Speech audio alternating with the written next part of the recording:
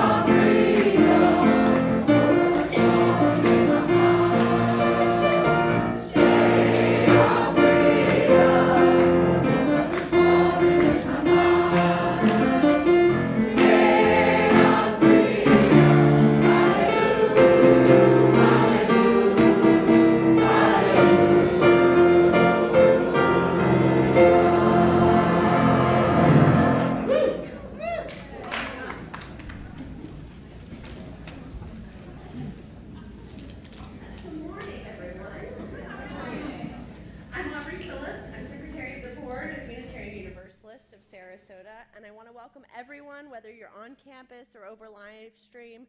And I especially wanted to extend a warm welcome to our visitors and invite you to participate in any of our events, find out more about the Unitarian Universalist of Sarasota and Unitarian Universalism, and consider registering on our guest book, either online on the homepage of our website, uusrq.org, or at the welcome table right outside the sanctuary. When you sign up, you'll receive our weekly newsletter and links to our virtual events so that you can participate with us and get to know us. As always, we invite everyone to join us after the service for coffee and conversation, and today we also have our monthly potluck in the courtyard in the Lexow wing. One final announcement, on Wednesday, June 19th, there is a Newtown trolley tour that'll be leaving from the historic Leonard Reed House at 10 a.m., goes till noon, and is a great way to learn about the history of the fight for freedom right here in Sarasota in the Newtown community. Hope to see some of you there. Thanks so much.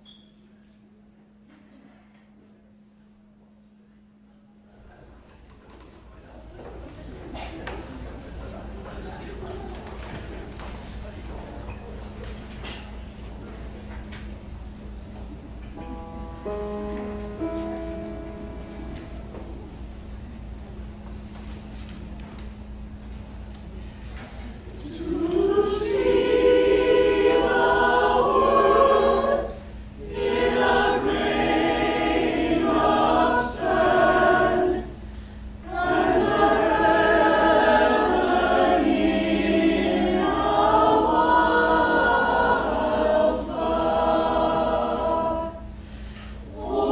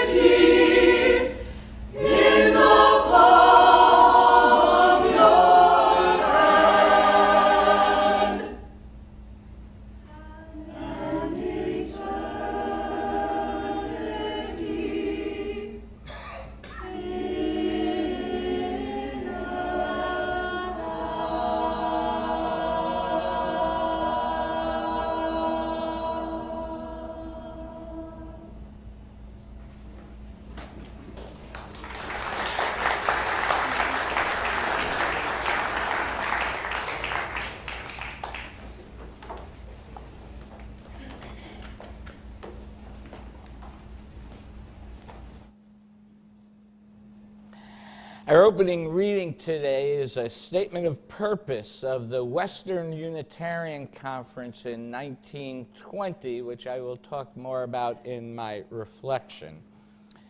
Our interpretation of religion has long been beyond Christianity and beyond any historic religion. We cut loose from no history that has contributed to our growth, but we seek to make new history that will contribute to the growth of the future. We feel most at home in territory where the winds of the Spirit move from many directions. Let the winds of the Spirit move us forward. End quote. And hopefully those winds will not blow out the chalice as we light it. And so as we light the chalice, as Anna lights the chalice, please join me now in sharing a proposed Article 2 statement on freedom of belief. Congregational freedom and individuals' right of conscience are essential to our Unitarian Universalist heritage. Congregations may establish statements of purpose, covenants, and bonds of union so long as they do not require that members adhere to a particular creed.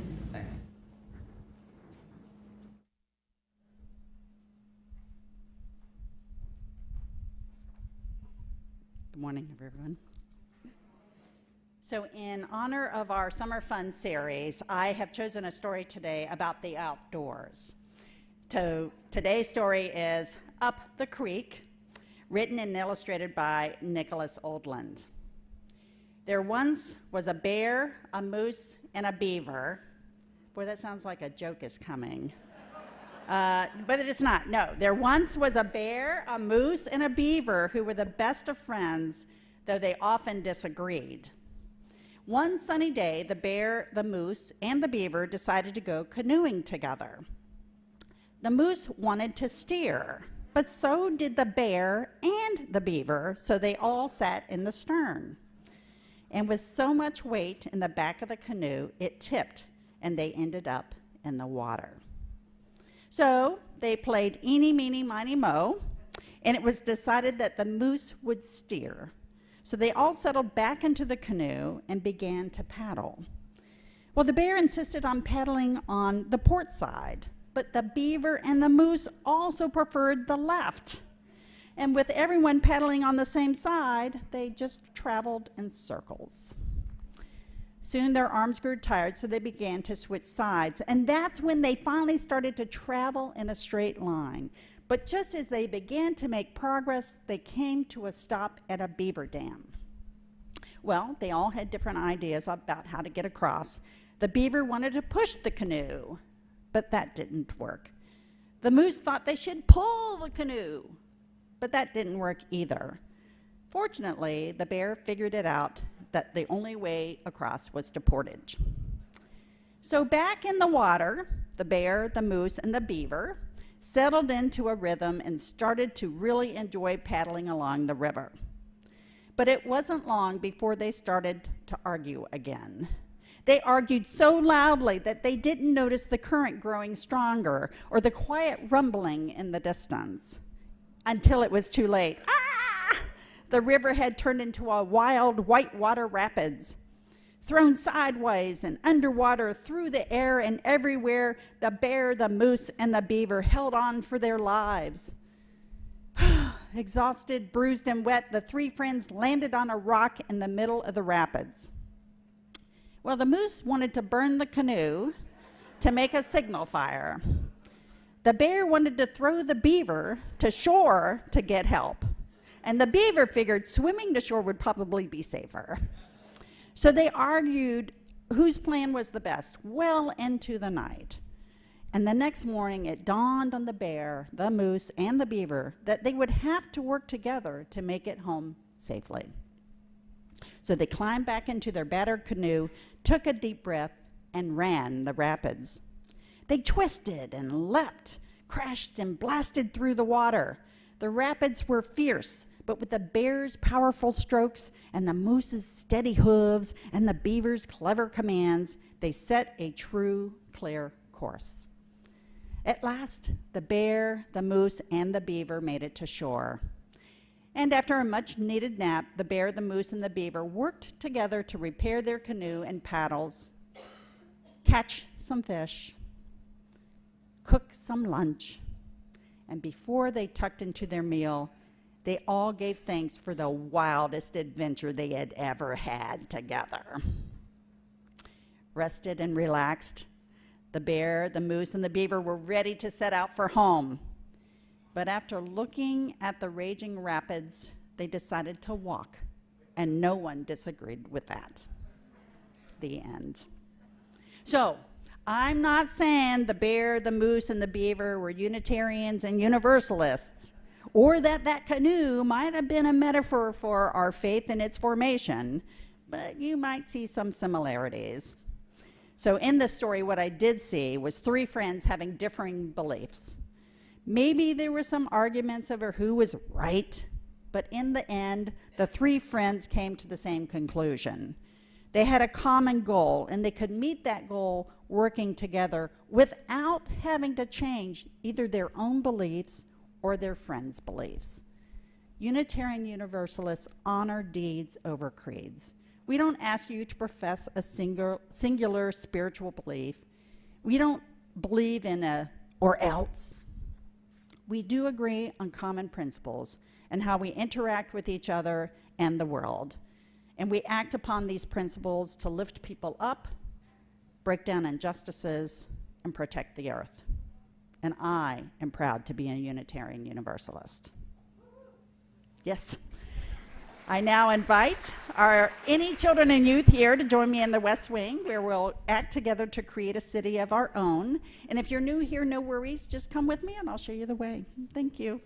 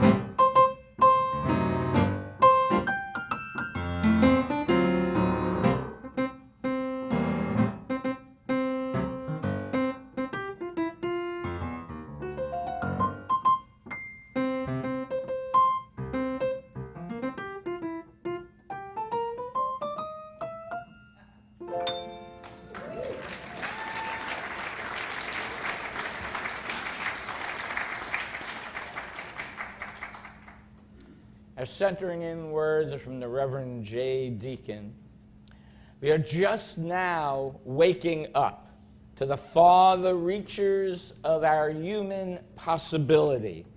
We are journeyers towards somewhere we have never been, laying down new tracks for those who come after us. Ours is a hard, maybe impossible task, requiring breathtaking invention.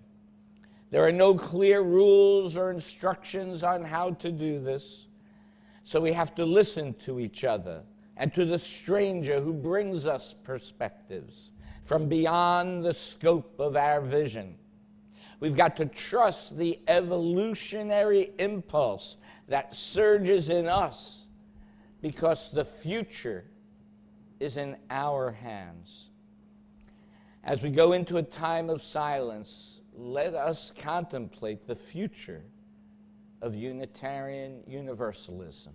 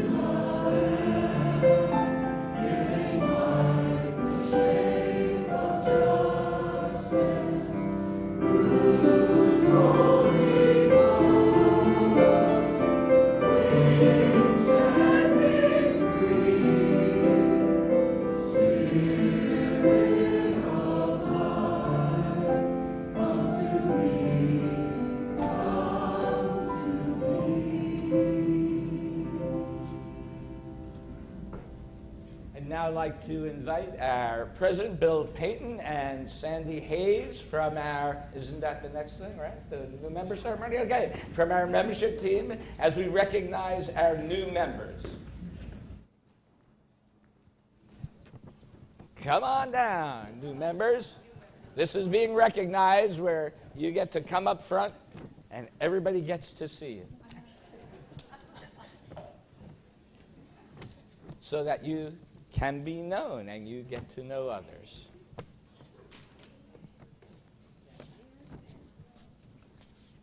Okay. You start off. Okay. Hold it close. Press this. Now is the time during the service that we honor our newest members and their decision to join the UUs of Sarasota. We encourage you to share with us your creative thoughts, your vital experiences in life, your doubts and your dreams about what life and our lives together can be. It is a joy to welcome each of you as a member of our community. Becoming a member of the Unitarian Universalists of Sarasota is an important step, but it is only the first step. I encourage you to grow your religious lives, to explore and share your unique gifts. Will you journey together with us, sharing the joys and responsibilities of membership? If you agree, please say yes. Yes. Member. I have no idea. You want maybe get Sandy with that working? Oh. It's working?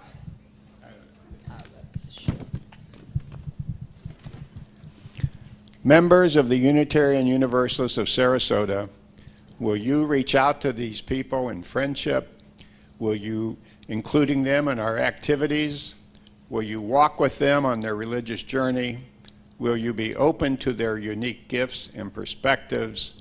Will you extend a warm welcome to each of them, remembering that each of you was once a new member? This is your part now. Go.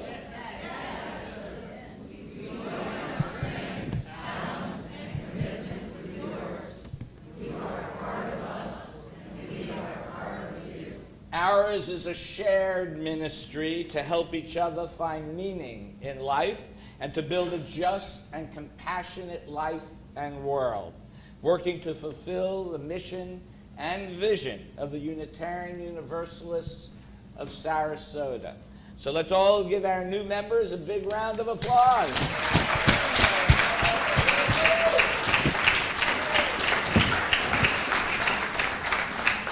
And you can go back to your seats now.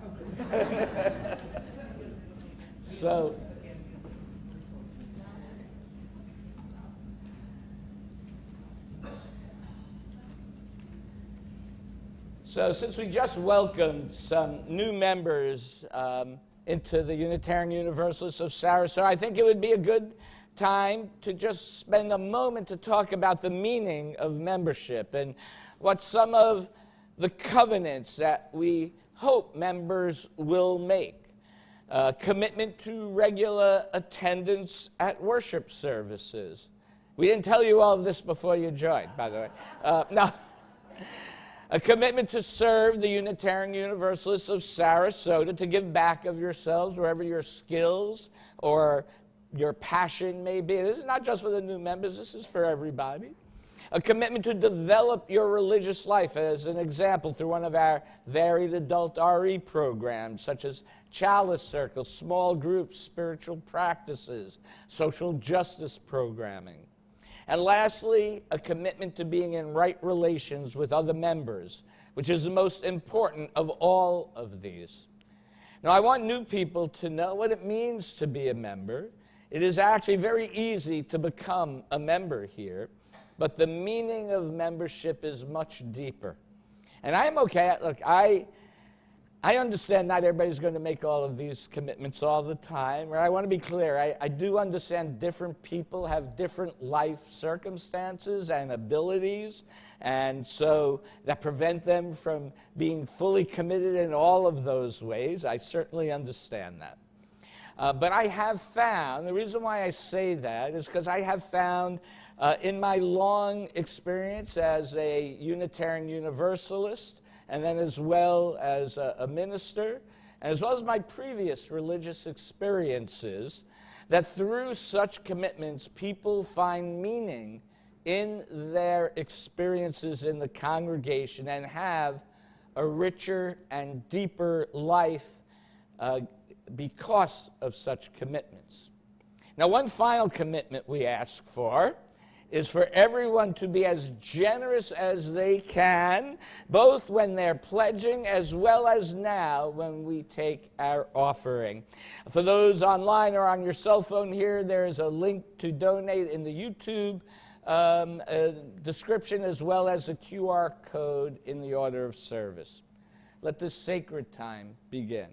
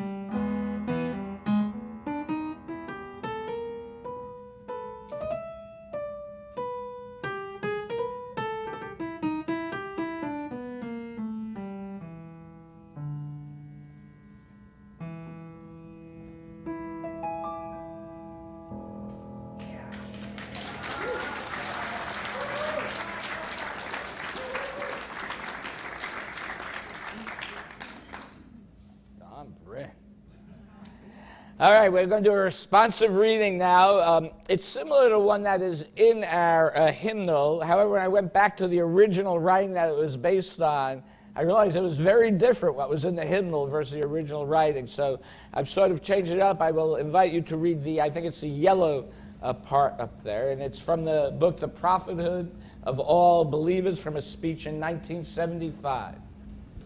I call that church free which enters into covenant with the ground of freedom. That sustaining, judging, transforming power, not made with hands. I call that church free which brings the individual into a caring, trusting fellowship that protects and nourishes their integrity and spiritual freedom.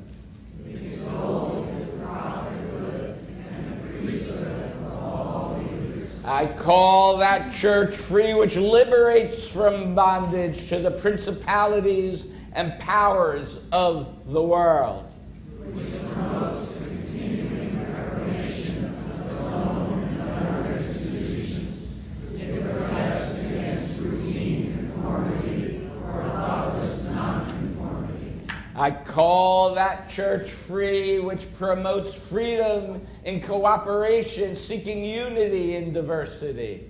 This unity is a gift, sought through devotion to the transforming power of creative interchange in generous dialogue. I call that church free which responds in responsibility to follow the Spirit wherever it leads. The Church of the Spirit is a pilgrim church on adventure. I call that church free which is not bound to the present, which cowers not before the vaunted spirit of the times. It earns and creates a tradition, binding together past, present, and future in a living tether, in continuing covenant and identity. I call that church free which is not imprisoned in itself. It is open to insight and conscience from every source. I call that church free which does not cringe in despair. Casting off fear, it responds in hope to the light that has shone and that still shines in the darkness. And now we will see some more shining of light through the music of our choir.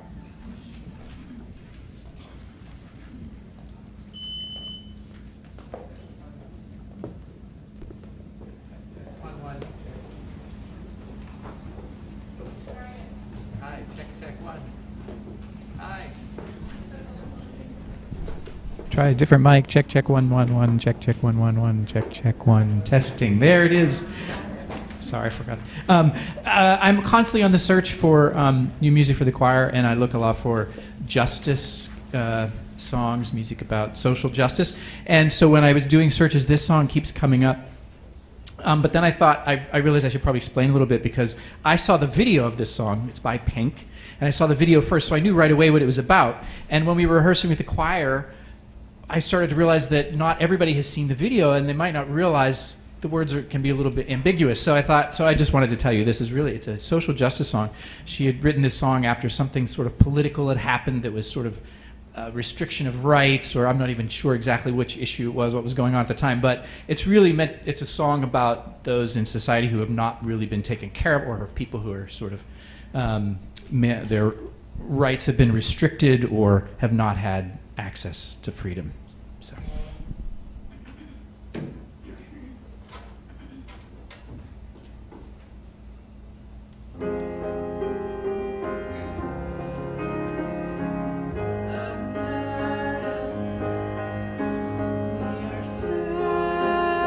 Searchlights we can see in the dark. We are rockets pointed up at the stars. We are billions of beautiful hearts. We sold dives down the river too far. What about us?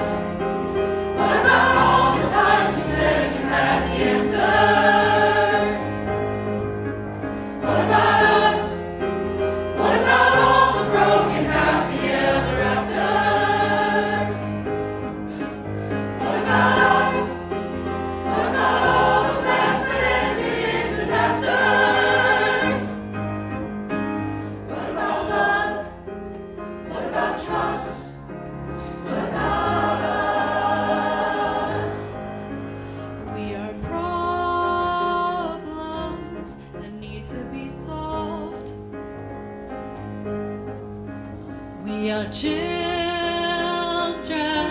that need to be loved. We are willing, we came when you called. But maybe folders, enough is enough. What about us? What about all the time you said you had the answers? What about us? What about all the broken happy ever afters? What about us? What about all the plans that ended in disasters? What about love? What about trust? What about us? What about love? What about trust? What about us? Sticks and stones, they may break these bones, but then I'll be ready. Are you ready? it's the start of us waking up. Come on, Are you ready? I'll be ready. I don't want control. I want to let go. I'll be ready. 'Cause now it's time to let them know. What about us? We can see in the dark. What about us?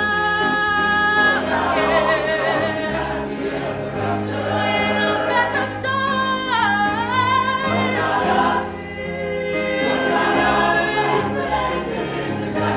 Beautiful hearts. What about love? What about trust? What about us? What about us? What about all the times you said you had the answer? We can see in the dark. What about us? What about all the broken happy ever after? Beautiful hearts. What about us? What about all the plans that ended in disasters? What about love? What about love? What about trust? What about trust? What about love? What about trust? What about us?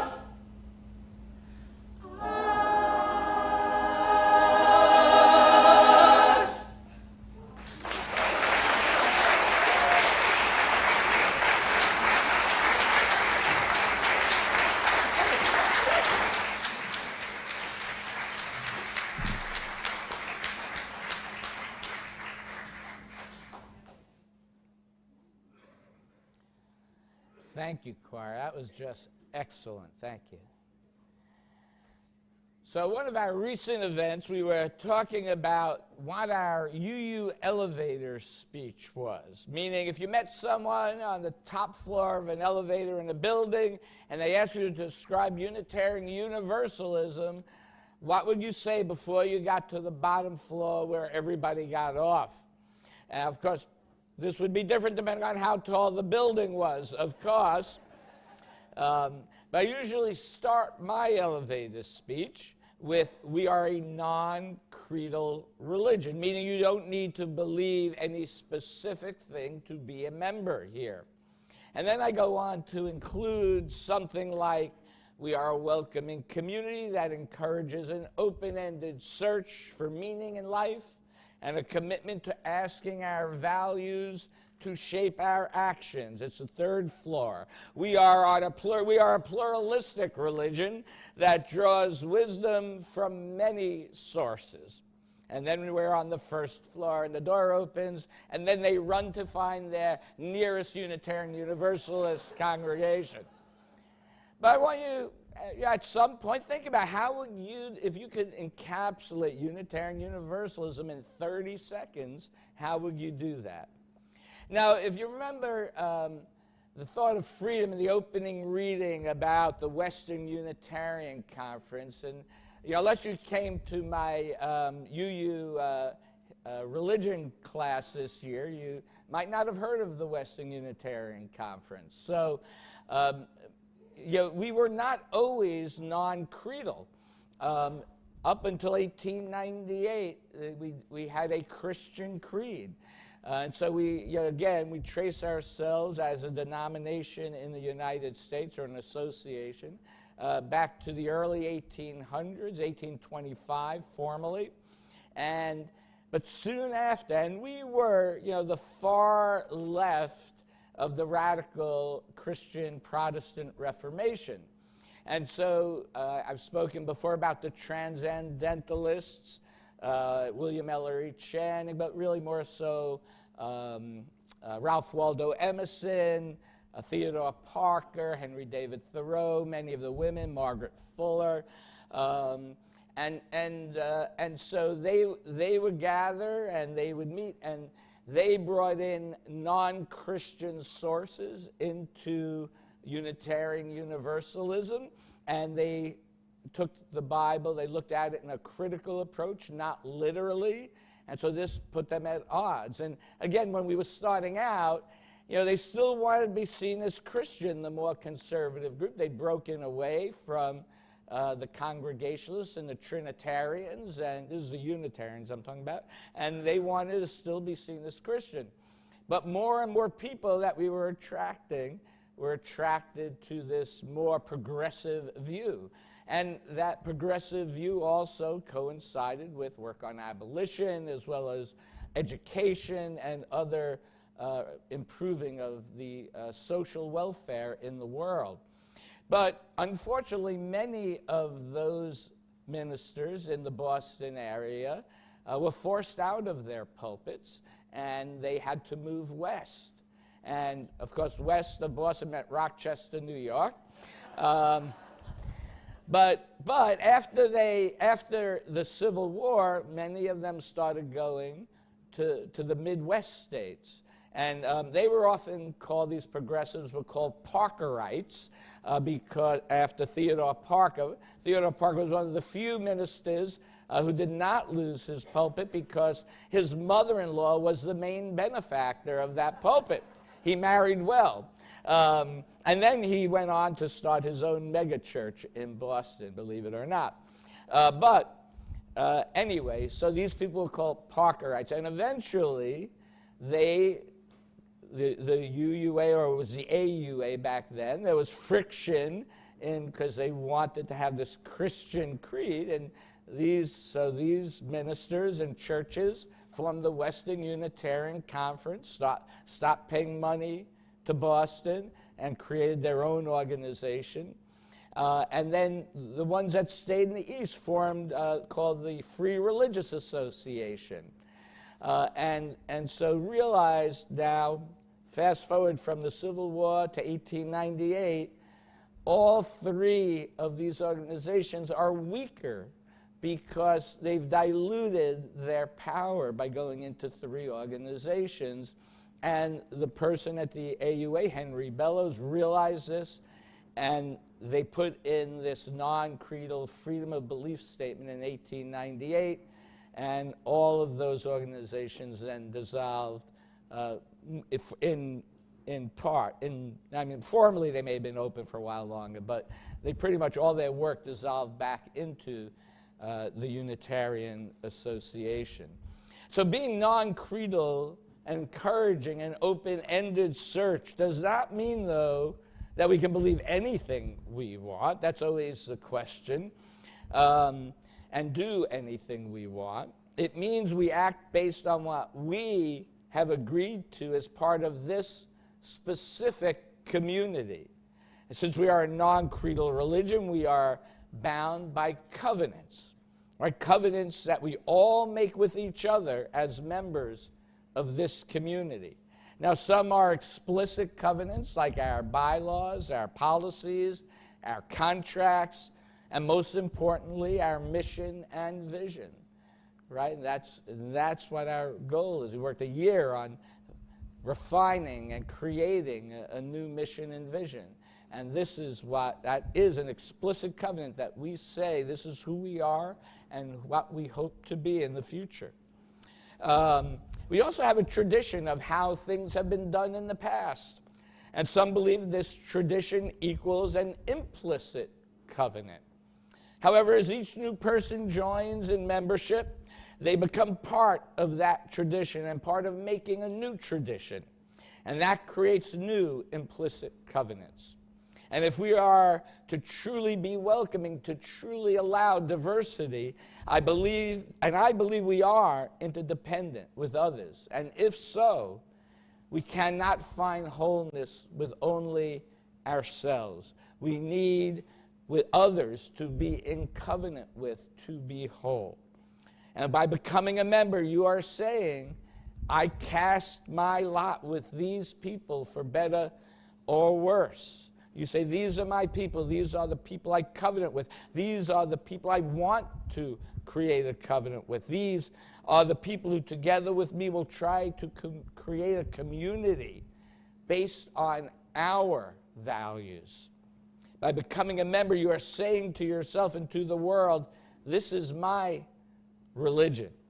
By becoming a member, you are naming yourself Unitarian Universalist, not just in thought, but in action, by your deed. And that is what a covenant is, the naming of our values. Just as the book of Genesis, God had humans name everything they saw. I think that story speaks to an important human experience. To name something, to recognize it, is to understand it in a particular way. It is to be in relationship with it, for better or for worse. James Luther Adams was a Unitarian minister, professor at Harvard, as well as our Unitarian Universalist Seminary, Meadville, Lombard, in Chicago, and he wrote extensively on covenant. He was actually studying in Germany in 1935 and 1936 as the Nazis consolidated power, and he quickly left, seeing firsthand the use of power to crush dissent. This, of course, had a lasting impact on him, and I believe led to his ideas of the use of religious community as a force for moral power in the community.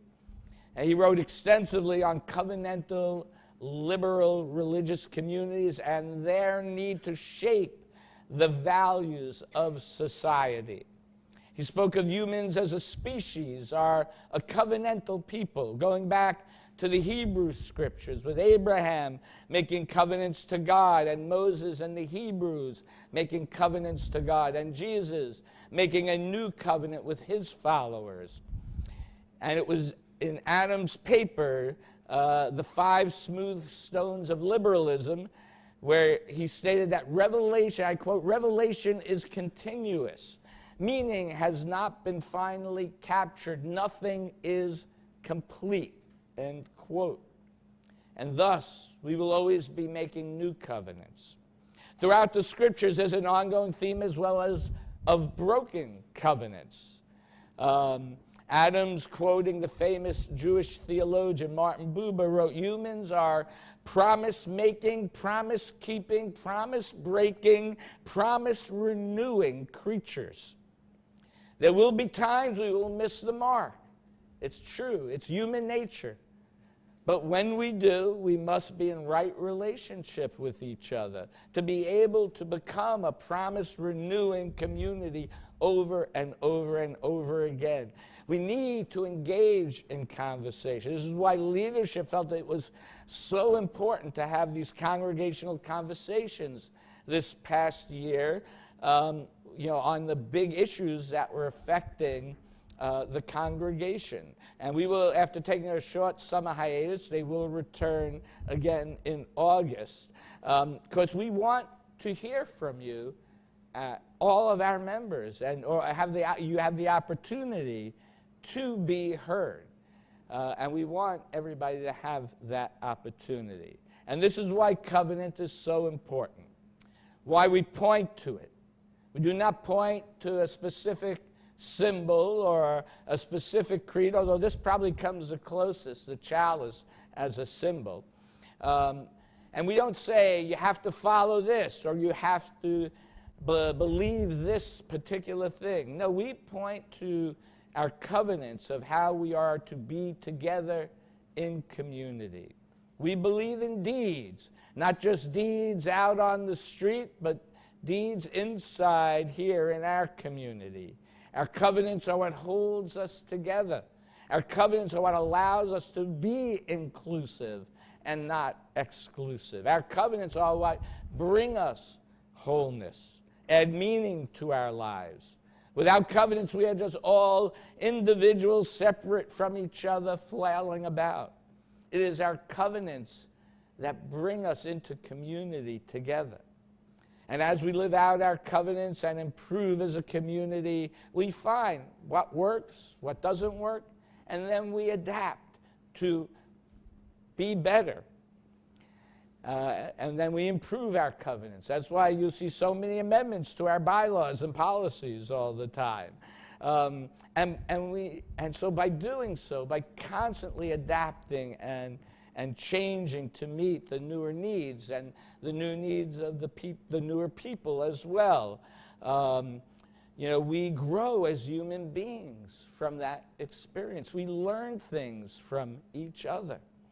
Adams, in talking about our prophetic covenant, says, and I quote, "The meaning of life is found in the processes and responsibilities of groups and institutions," end quote. Although it is true one individual can have an impact, it is the power of the institution, the collective of shared values organized in a way to impact the community that shapes the community and the wider society. Adams sees it as an imperative of the liberal religious organization to be responsible for the moral character of society.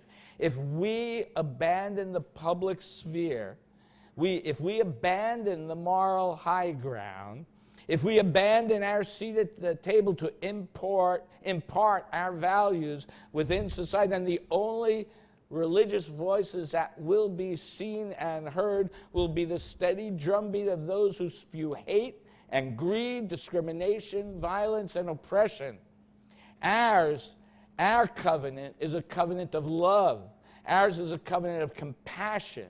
Ours is a covenant of justice, a covenant to each other, with each other, and as well a covenant with others who are powerless and oppressed.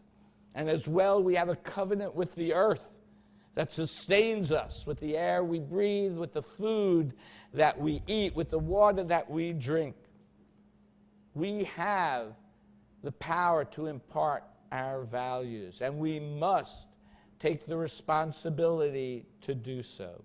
If we do not, we will have abandoned our humanity. Adam stresses that the covenant must not be based merely on adherence to law, but should be based on trust and affection. And I think this is true whether individually, congregationally, or even societally. Don't tell me what you don't like. Don't tell me what you hate.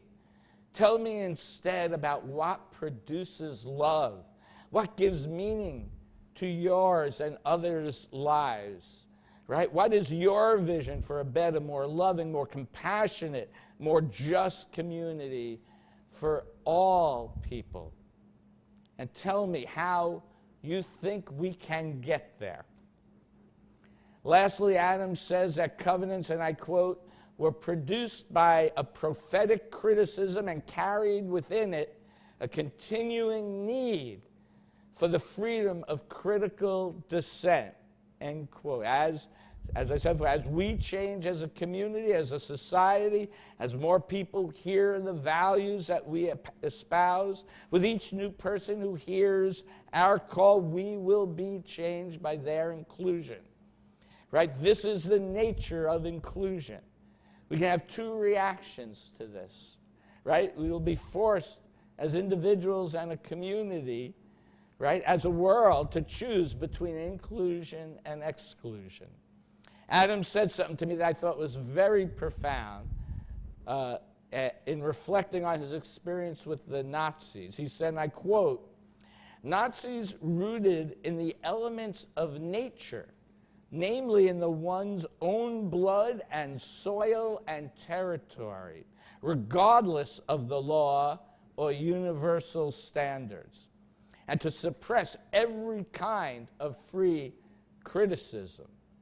Nazism is oriented to nature.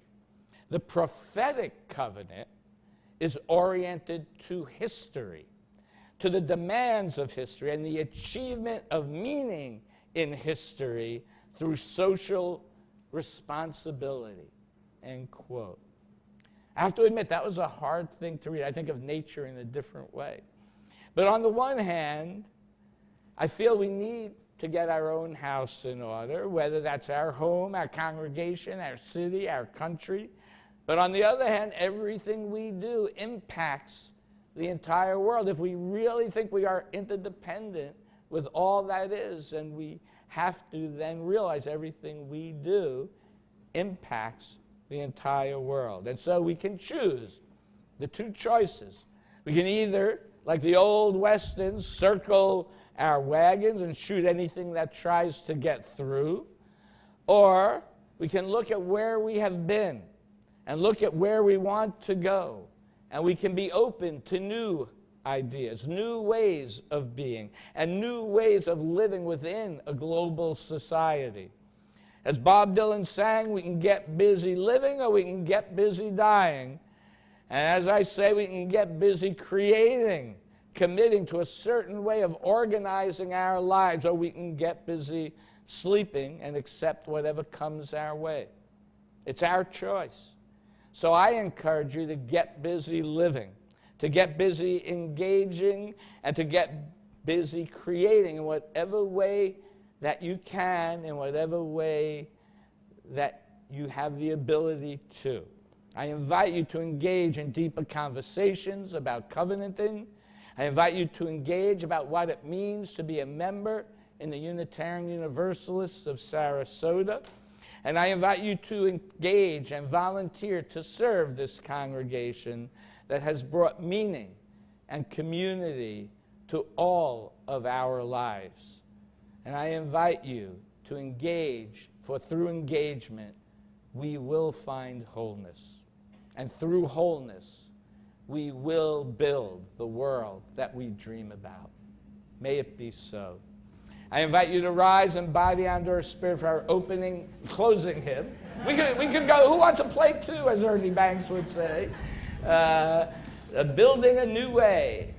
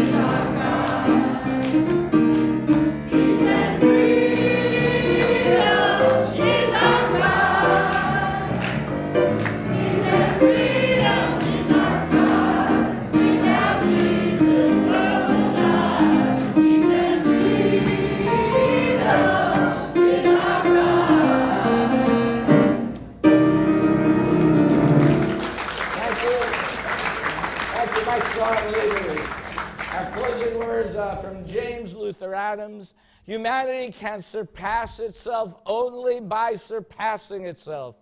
Do we as religious liberals have access to the religious resources for this surpassing of the present?